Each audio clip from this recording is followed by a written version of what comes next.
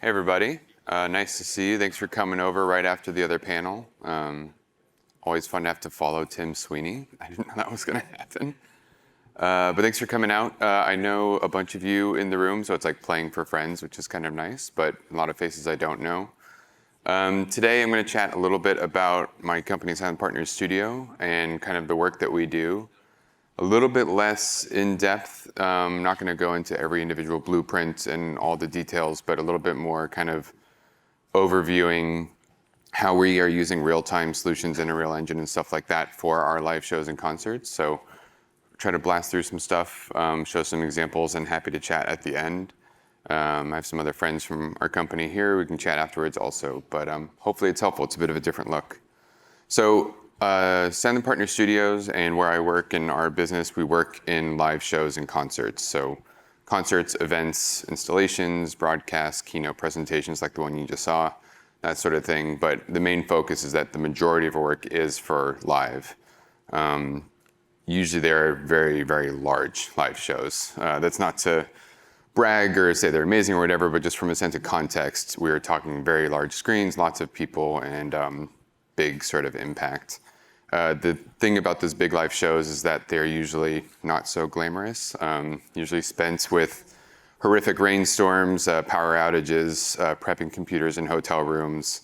My friend Grant here, super sick at Coachella front of house, just really surviving. And a guy named Neil Smith there at the bottom trying to render out content before the show in the hallway. So it's not always as glamorous as it may seem. But to kind of give a little bit of like a room settle, or just to kind of give you an idea of where we are, showing our reel here in a moment from a couple years ago.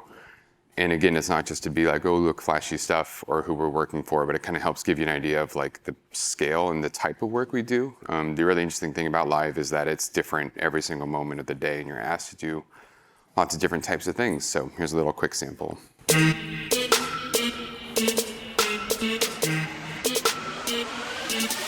Yo, it's that hot shrimp in your face, call that shit hibachi. I don't even need words, Koyana Scotty. When it come to skin, bitch, I'm thick like kanji. How I run the game with a dick like Fonzie. Now these chickens on me, Joni's on the chachi. Hoes on a mission, but they can't afford the kashi. You know I'm tryna holla in the whip, so swampy. You know I'm tryna holla in that whip, come stop me.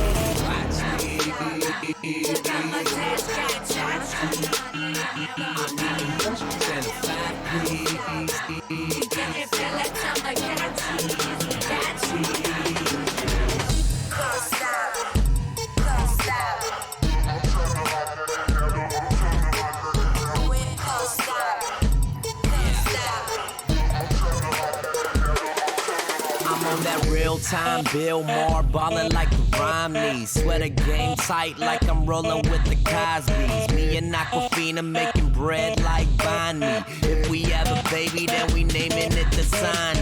Try me, come on, try me. Here's Johnny, new socks every day. Fuck doing laundry. Chucks from the swap meet, cups of the Don P with some dime pieces, and we drunk. Here's my auntie.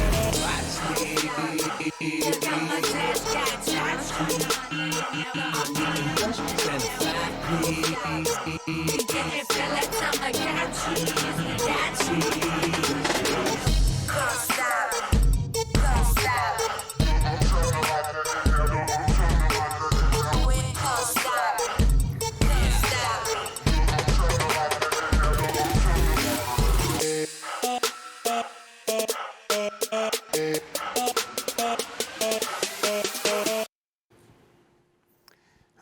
Yeah, so lots of fun stuff. Again, the biggest thing I think about when I see stuff like that is that the variety is quite intense. One day we're doing claymation and hand-drawn animation. The next day we're doing a live film shoot in the desert. And then the next day we're doing like a flame simulation, and ranging from screens the size of this to something that is 26,000 pixels wide, and usually from 4 to 6 weeks of time production usually. So quality might be a little bit different than a major motion picture or something like that, but there's definitely a lot of variety, which is quite fun. So SPS is actually based in Montreal. It was started 10 years ago, and it was started by a group of people who are photographers, artists, directors, VJs, all sorts of people in the live space. And we grew over the last 10 years to open an LA office. That's where I came in around 2015, opening office out there. And it's grown. It was, 4 people trying to make pretty pictures on screen whenever we could. And now it's turned into about a 50-person company making visuals all over the world and lots of concurrent shows. So it's definitely grown over time. But the fun thing about it is that it's grown in terms of the type of work and the type of technology as well. So that's one of the reasons why I wanted to dig into it today, is that RealTime has always been part of what we do, working in, especially in music. So starting in Max MSP and Touch Designer and Quartz Composer and like all these different fun tools, it's all grown over time. I think one of the main focuses too, like I said earlier, is that our main projects are for the in-person experience, which is a little bit different than some folks who are doing stuff for screens or for camera or something like that. So there's some other things to consider as part of that process. But again, one thing that's very fortunate about the live show world, or kind of odd, is that if you want to work on a show that has a giant screen, it's quite expensive to do that from a production standpoint. So you very conveniently end up working with some fairly large artists because they're the ones who can afford the massive screens. But it makes it very interesting. It makes it very creative, which is really fun. So yeah, over the years, we've been able to work with a lot of really interesting people. And again, like I was saying, some of it ranges from a live action shoot with Taylor Swift to a extended reality shoot with Camila Cabello down in the corner. So it really, really changes quite a bit, which is fun. But it goes back into roots, like I said, of like a lot of people who at our company were VJs and artists and photographers. And this is we did a Coachella show, a Swedish House Mafia, about 15 years ago. So it's really been a nice long journey there. Lots and lots of shows. But I think, again, the style of it is really what's interesting too. Like we don't get to or choose to work in one particular way. Sometimes it's really busy like this, or, Cardi B wants to be standing on a hand for whatever reason at a show. And then the next day you're doing something that's more serious. For me personally, my background, I kind of bopped around like a lot of people in this industry. I worked at a place called the New World Symphony here in Florida, actually, down in Miami.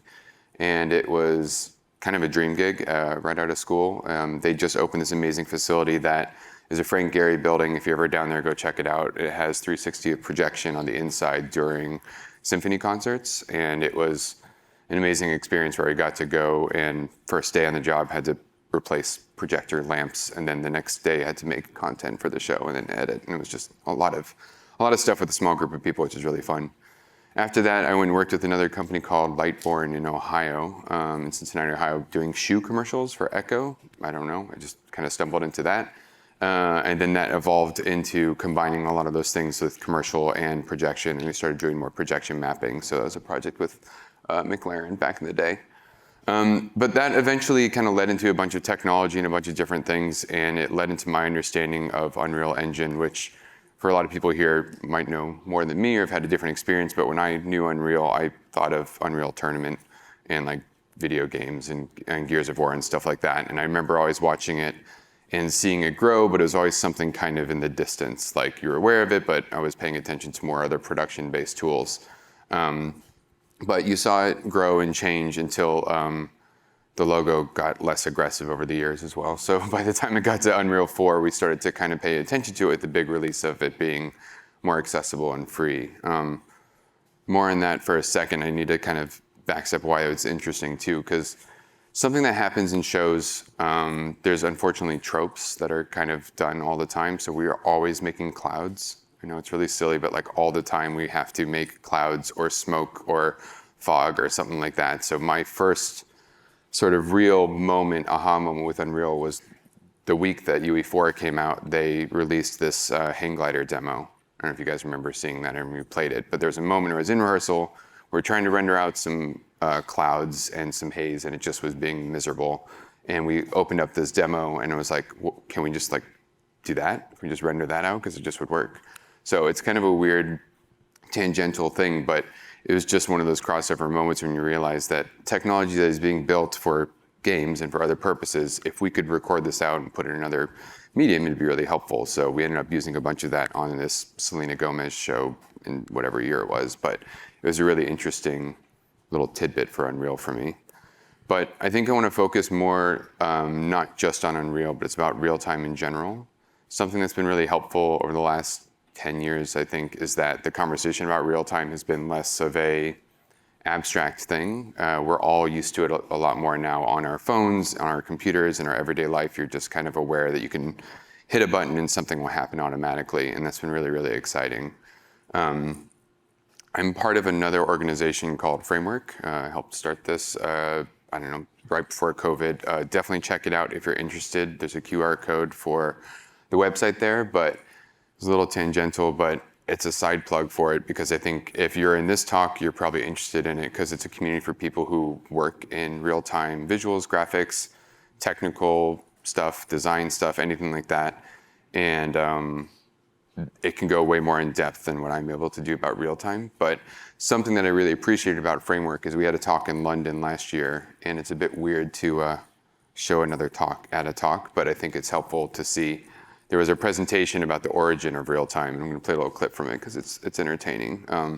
Little side note, this is one of the guys speaking here is Chris Bird, who started a company called UVA way back in the days that then became another company called D3, which now became another company called Disguise. So he was really early on in much of this stuff, but he is a massive troll, and you can kind of see why.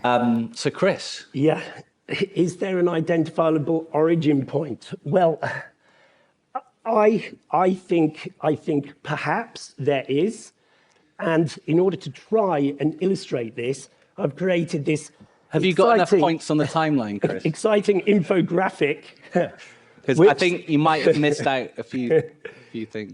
Which does cover the evolution of computer technology, the evolution of computer gaming, the evolution of software design, the evolution of interaction, and the big chunky bit in the middle, my part that I contributed to in my company, United Visual Artists, and later with D3 as that evolved, and my first touchy-feely moment with a notch, which was firstly called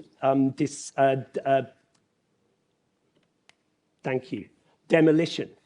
And I believe, I may be wrong, I believe we were the first people to use Matt Swoboda's demolition toolkit in anger. So I'm going to raise the first flag there, saying that the origins of real-time design was in fact this Coldplay video in 2014. We can debate this, if we like, later, and me and Joel don't necessarily agree with this. However, this Coldplay video is the first, as far as I'm aware, the first commercial production that used a dedicated real-time graphic content engine, which evolved, was renamed Notch just a year or two later. And I think, actually, Laura, you were the first person to use it experimentally under the name of Notch a year later on the Latin Grammys in the US. So you were the first person to use it in the US, and we were the first people who was it? Eurovision. David, you see in Eurovision. This is just going to be a massive fight, but isn't there wasn't really a tool, if you define the origins of real-time design in terms of content creation, there wasn't really a tool before this that was a dedicated content creation tool, a real-time content creation tool. So what I'm going to say firstly was this. And what's interesting about it, for those who don't know, is that, oh, by the way, this is the unofficial video because Coldplay decided to not release this video. If you look at it on YouTube, it does say this is one of the rare occasions when the alternative version video is better than the original version. but never read the comments.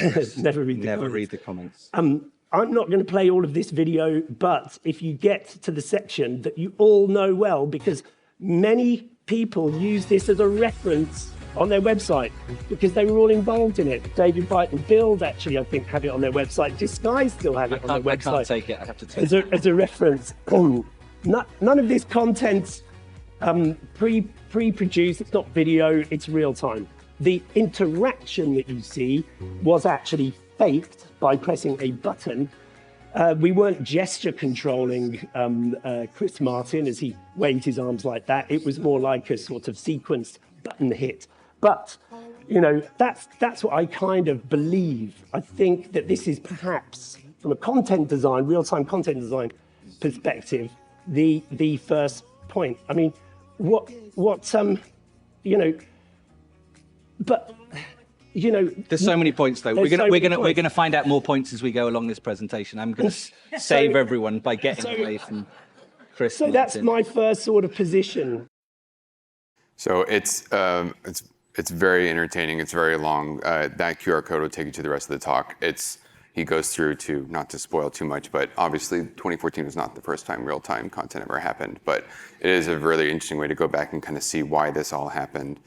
I wanted to show it a bit because there is a whole other community of people and there's a whole other history here of real-time, especially when it comes to live entertainment and live performance, and I think it's really worth digging into because their path has influenced a lot of how, again, companies like Disguise or media servers or hardware companies came from this sort of ethos, which then affected virtual production, which then affected everything that kind of we're all doing today too, if you're in this perspective. So definitely check it out. It's very entertaining.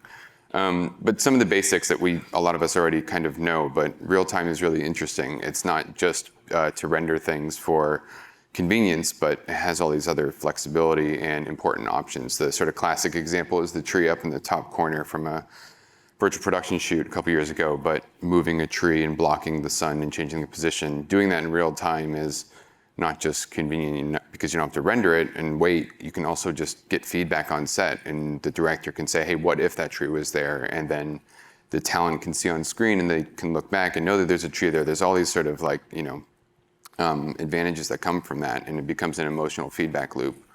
I think the other thing about it that's fun too is that, let's see if these will play again. This bottom right one that's there is also real time, and it's 2D sort of hand-drawn style graphics. It was something we did for this Bruno Mars show a long time ago.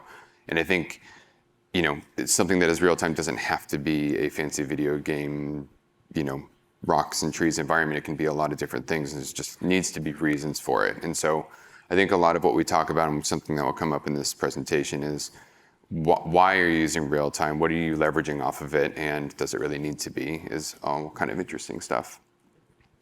A little bit of again, going down the history of Silent Partners, we had a little detour in 2020, as a lot of people did, not only during COVID, but also because of this big bump that happened in XR and virtual production and stuff like that. So we started a sister company called XR Studios. I was across that. A lot of you here know me from that as well.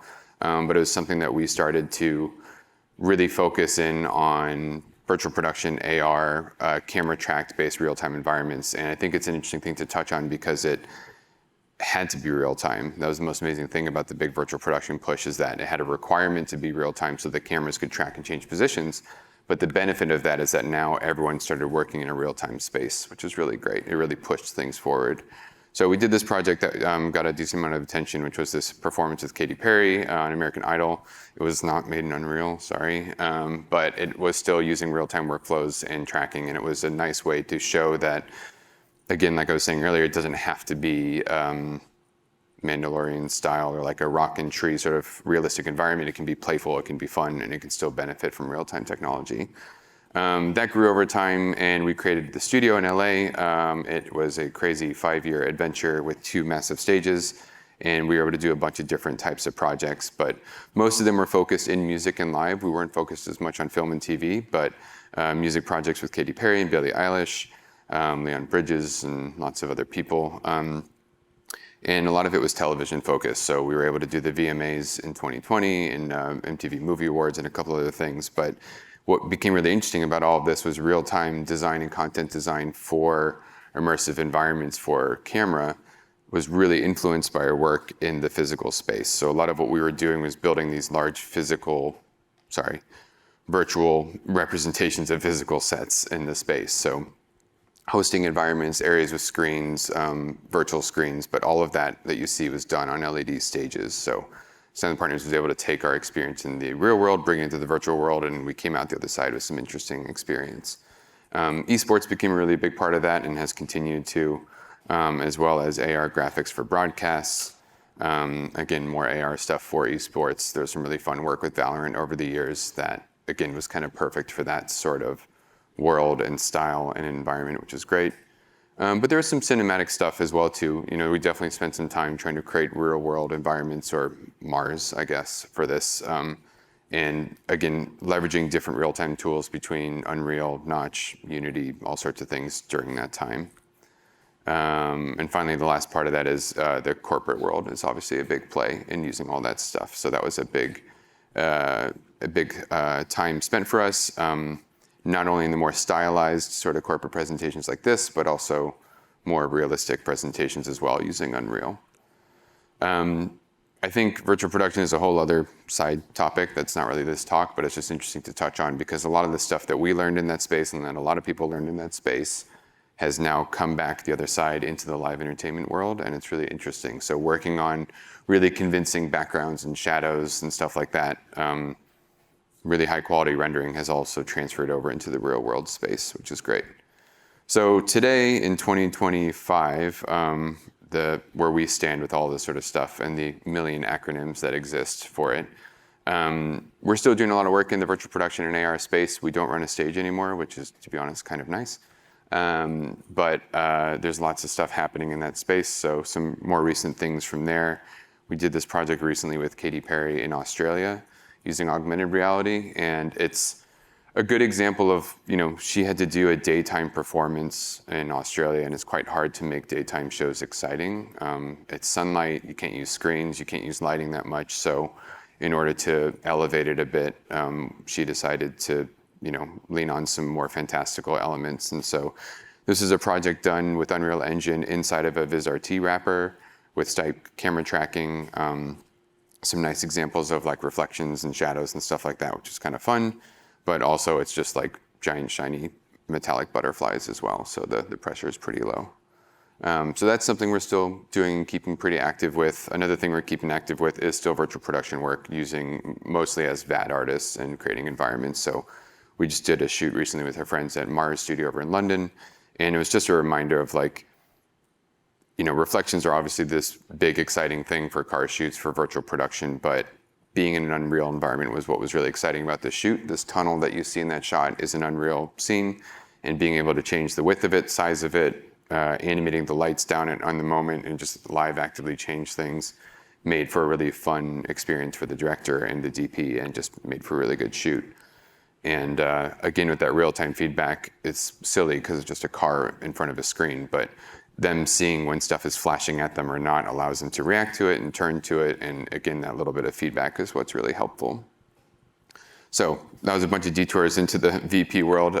Going back into the more live world, wanted to talk a little bit about some of the live shows that we are doing nowadays or have done recently that do use Unreal Engine.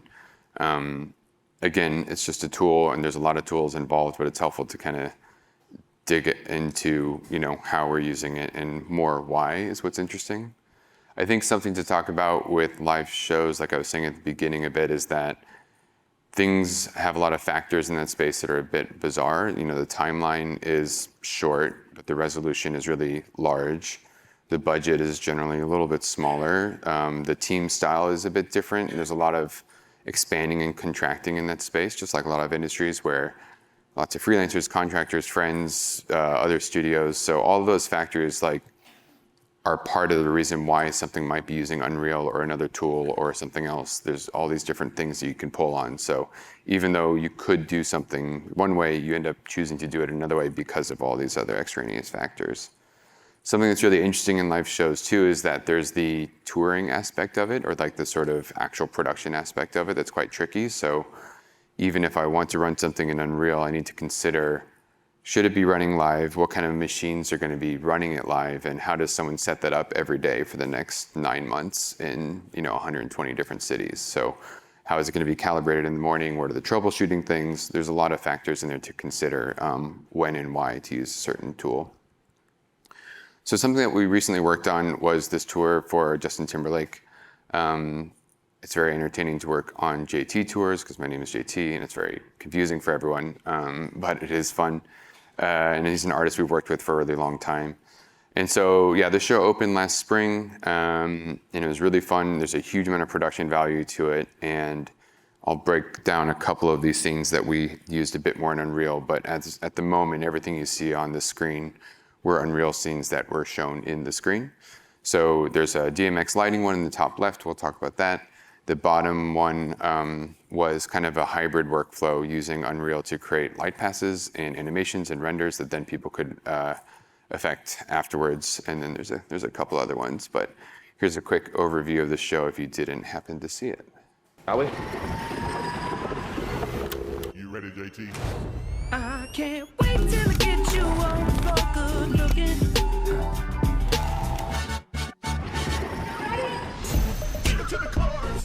Come here, girl. Go ahead, be gone with it. Come to the back. Go ahead, be gone with it. VIP. Go ahead, be gone with it. Drinks on me. Go ahead, be See gone what with you're it. twerking with. Go ahead, be gone with it. Look at those hips. Go ahead, be gone with You it. make me smile. Go ahead, be gone with it. Go ahead, child. Go ahead, be gone with it. Get your sexy out. Go ahead, be gone with it. And what is it, like day 13? Show in 3 days, it's gonna be lit. All fans, you are part of the show.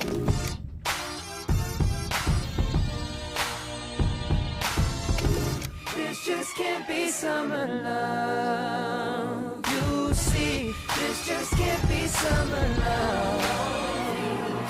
I can see us holding hands, walking on the beach, our toes in the sand. I can see us on the countryside, sipping on the grass, living side by side. You could be my baby, when you make you my lady. Girl, you amaze me, ain't gotta do nothing crazy. See, all I want you to do is be my love. Congratulations, everybody. I toast to all of you. Thank you so much. So it's a pretty wild show from a production standpoint. That Monolith thing is one of the heaviest things in the shows recently, and to automate it and move it around, that's not something that we're responsible for, thank God. But it is very interesting to try to make visuals for it. And something that became really interesting in the show is that the Monolith became a bit of a theme. So the screen on the show is closed, and the Monolith for the first part of the act appears as you see on like that second and third image, as something that's inside the screen. So it's like a character in the show, sort of. So it starts presenting itself. And then throughout the show later on, it actually emerges out through the screen and starts flying over the audience, like you saw, which is crazy. But it was really fun to spend, our team spent a lot of time looking at all these different environments and finding ways to animate them and like make it live inside of that space. And a lot of these scenes, like that top left image, were made in Unreal for a quick iteration, and also just making something that looked really great for the space. Lots of scenes exist as part of the Monolith just there, or again, it sometimes creates a frame for the live video iMag on the outside of it. Sort of classic music content, visual content tricks of making things flash to the beats and making them animate is a big part of it. So yeah, a scene like that is really helpful for us to have individual controls of the lights in Unreal, to have sort of shadowing and sort of all the things that we need for our animators. But this is something that was rendered out of Unreal and played back. There's a reality in live shows, like I was saying earlier, about physically making something render every night, but there's also something with live shows and pop music in particular where it's has a click track or is played with time code, so it's the same every night. They're singing live, and the band is amazing, but it's going to be the same length, it's going to be the same BPM, so it's kind of on train tracks. So if that's the case, no need to have the extra overhead of all the other stuff and just render it out. But keeping it throughout the process so you can be flexible and change things in rehearsals was really, really beneficial. One of the other scenes that used Unreal quite heavily was sort of the end of the show. At least as part of the process. We collaborated with a friend company called Silver Spoon, if you guys know them, to help with some mocap and facial capture for this. So we recorded Justin at our studio multiple times in lots of different ways, different tools. But it was a facial capture workflow, which then eventually went to a MetaHuman workflow, which then went to Maya, and then was rendered out of Houdini. Because why not? But it is a little bit, that's how it goes sometimes on a short schedule or with creative changes. You think you're going to go one way, and then they want to add, or everyone wants to add some sort of fluid dynamic thing on top of it, and ends up having to shift platforms. So a small team on a small budget and short time frame, having to be able to nimbly jump between all those different tools is quite interesting, and it's definitely a big part of our work. But this is a fun part of the show, and it was really entertaining to see him kind of singing over his own head.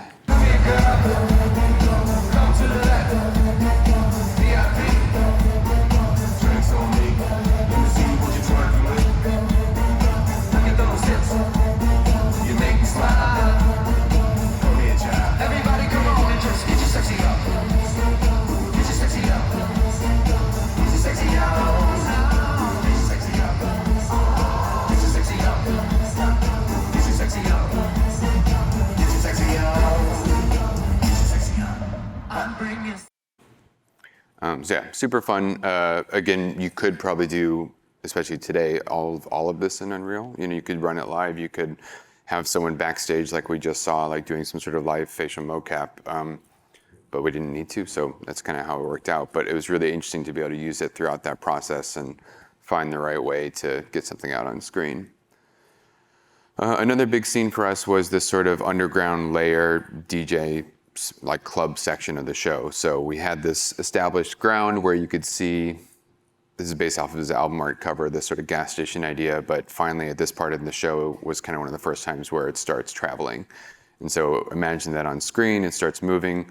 We used a DMX workflow for this so that the lighting programmer could actually program virtual lights inside of Unreal. We weren't using anything super special. We were just using built-in tools for that. If you are interested in this, there's a cool tool called Carbon, and I think David's here somewhere who makes that, so definitely look into that for DMX integration. But this is something that happens a lot on stage because we're trying to extend the set virtually into the screen. So a lot of times we're creating lighting in the space, and giving that controller to the programmer allowed him to connect the virtual programming with the real programming in the room, and that just makes the whole thing a lot more cohesive. So it ended up looking like this in the end. Let me see you up there. Come on, come on.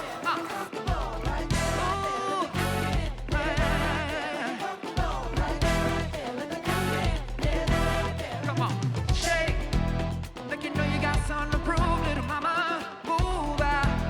Make the groove taking over you.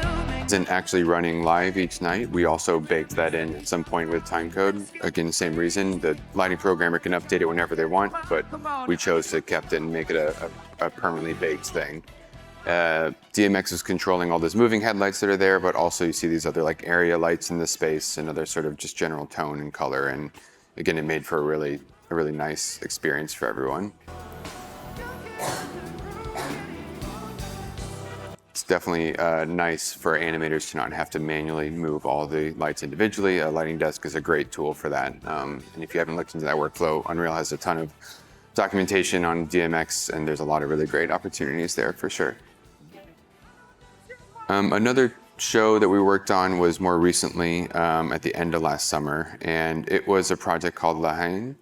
And if you're familiar with the 1995 movie, great sort of indie cult classic film with Michael Kasevich, and really edgy film about police brutality in Paris, and it's beautifully shot. It's really dramatic, and it's a lovely film.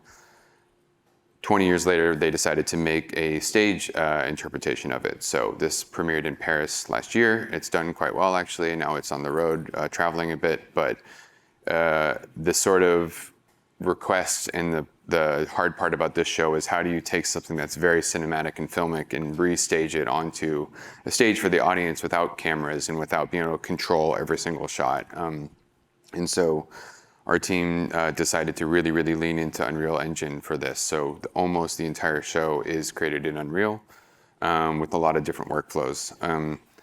There is some sections here that will show a little bit more detail, but we scanned a lot of buildings in Paris. So we went to the actual locations from the original film, actually scanned whether it's with cameras or with drones and all sorts of things, brought those into Unreal, scanned a lot of streets in Paris as well. It was a bit of a bummer to see that in the keynote, that beautiful Paris pack that would have been really helpful about a year ago. That's how it goes. But yeah, the majority of the show is done in Unreal, and again, one of the main reasons for that was for live iteration. So there's a turntable in the center of the stage, that circular object that they're on, and you'll see in a moment, but it physically turns and we track that with the screen, so the environments change with the performers, but also just for a sense of scale and timing and lighting and stuff like that, being able to sit in the room and manually change things while people are performing, dialing it in as if it were stage lighting. And then at the end, a lot of it was rendered out as well. Natan from our team is here in back, and he helped create a lot of these environments, so can dig into more of the details if you have questions. But here's a little highlight of that project. Hey Vince, tu la connais l'histoire du mec qui tombe d'un building de 50 étages? Tu vois le mec, à chaque étage au fur et à mesure de sa chute, il fait que de se répéter pour se rassurer. Jusqu'ici tout va bien, jusqu'ici tout va bien, jusqu'ici tout va bien. Ouais, mais l'important quand tu tombes, c'est pas la chute. C'est l'atterrissage. Eh le maire! Eh nique sa mère le maire! Eh Saïd! Il fait quoi là? Tu veux nous griller ou quoi? Eh, vous les anciens, vous avez baissé les bras déjà! Abdel Isha est toujours en observation à l'hôpital Saint-Georges. Vous voulez pas qu'on passe voir Abdel à l'hôpital? J'ai un truc à vous montrer. Hein. C'est quoi ça? C'est le flingue du cœur. Non, alors c'est toi qui l'as trouvé! Si mon frère meurt, moi j'existe de voir cette ville ensemble! Et toutes les villes ensemble! Nique ta France de vivre ensemble! Est-ce qu'on est bien ici? Traités comme des citoyens de seconde zone? Vous en avez pas marre de faire des conneries? Nous on est là pour vous protéger! Ah ouais? Vous êtes là pour nous protéger? Et qui nous protège de vous? On vit comme des chiens dans nos niches là-haut, là, et vous faites quelque chose pour que ça change? Si Abdel meurt, moi je vais rétablir la balance. Tu crois que ça c'est ton ticket de sortie? Tu crois que ça va te sortir de la merde? Et moi là-dedans? La question n'est pas est-ce qu'on croit en Dieu, mais est-ce que Dieu croit en nous?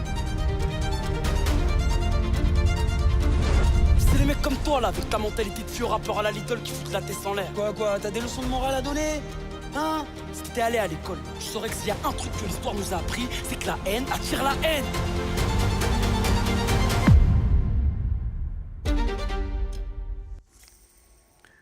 I still don't speak any French after 10 years of working with a French-Canadian company, so, but it's a really amazing show, a really amazing team who was across it, and I think you can kind of see from that, like, trying to create cinematic moments and sort of dream sequences and transitions and stuff like that while being limited to being on a physical stage was a really interesting challenge, but there's some pretty stunning moments in the show for sure.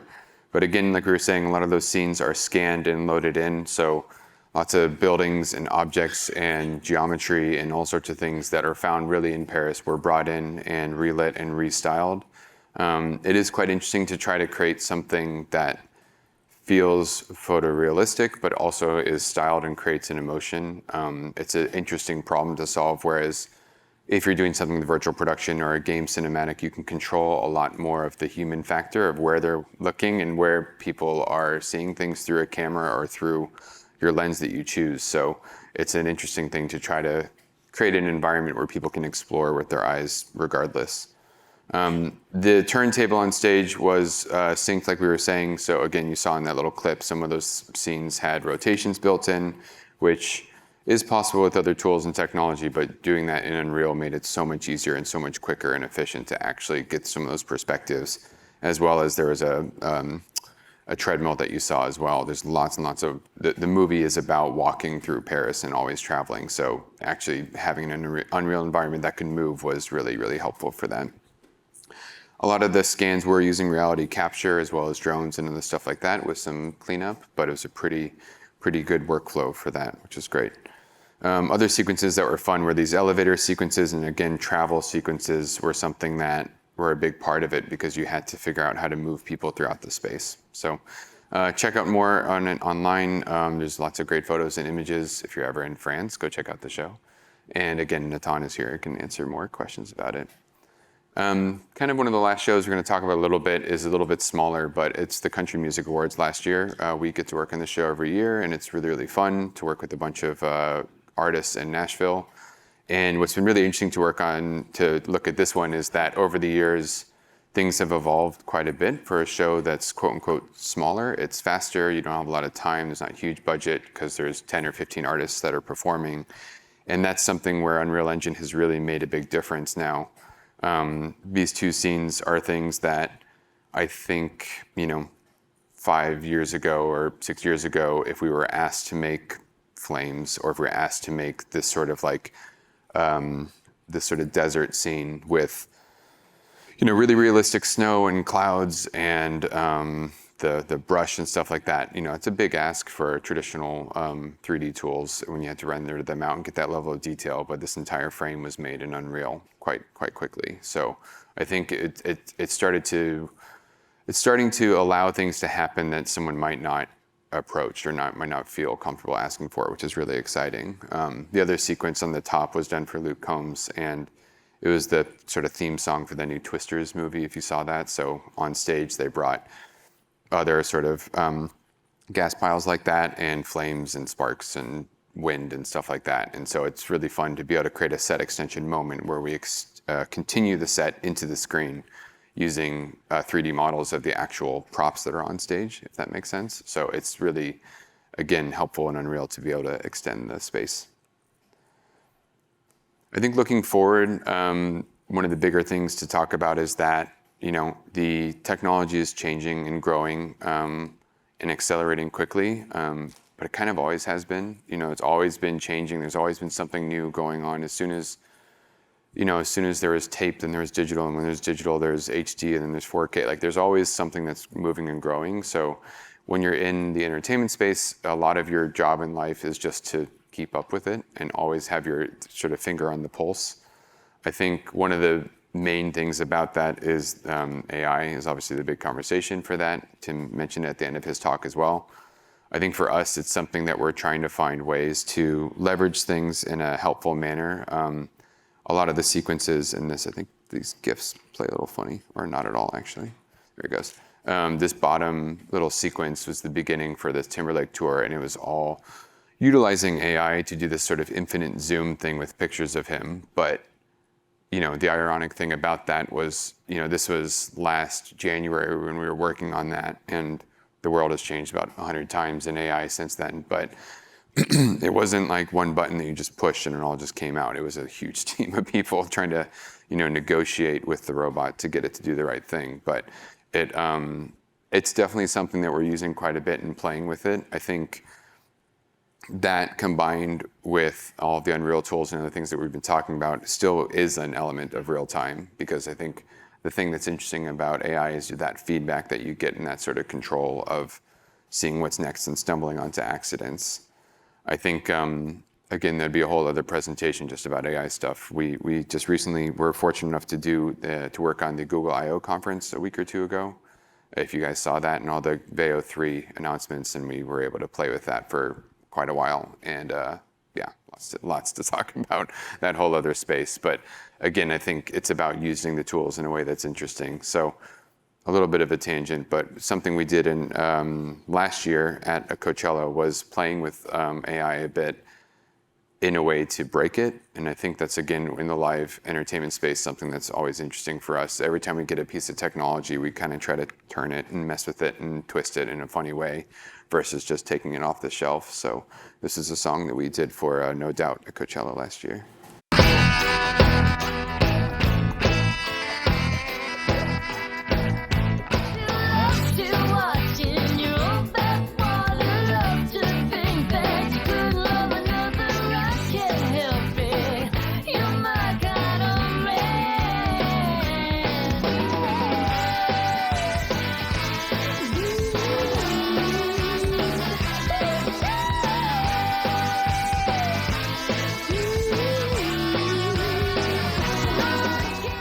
So again, like, that's something that if you were to redo that today, it would look entirely different. But we actually really liked how that looked. So it'd be hard to get something like VEO 3 to break in the same way that that particular model of stable diffusion was kind of messed up, and that's why we liked it. So I think it's the same with all the way back to that sort of hang glider example. It's like you see something that exists in a technology, you're like, this is built for something completely different, but how do we turn it on its head and how do we use it in the live entertainment space is kind of how we've always approached things. I think for Unreal, I think it's an interesting thing that we are building and growing. I think a lot of our teams are using it more and more. I think everyone is finding their ways. I think even from something as small as being able to do previs and see stuff in VR goggles of your scenes, it's immensely valuable when you're working on something like the Sphere or something that you couldn't actually see in person, but anything from small shows to big shows can really rely on it. I think the biggest thing I'd say too, and our sort of last thought from the SPS side of things is just to play. Like I was saying, take stuff that was built for something else, break it, turn it on its head. And part of that play also is with RealTime, like we were saying for Haine and the other projects, is even though it's real-time design doesn't mean it needs to be real-time rendered. So using it to play and experiment and see what you want and what you need and what works great for the artist is helpful, but it doesn't actually have to be rendered if you don't want it to be. On the other side, if you're doing a music performance and someone can actually feel that it's, there's some sort of wink or some sort of reason why it is real time, definitely lean into that and play with that. And that's something that's been really fun over the years. But yeah, we're excited to see where it's going, and Unreal Fest is the best way to kind of figure out what other people are doing and steal a little bit from the games people and from the automotive people and just kind of mush it all together, basically. But yeah, I'm around for some questions, and otherwise, thank you for coming. I appreciate it. Thanks.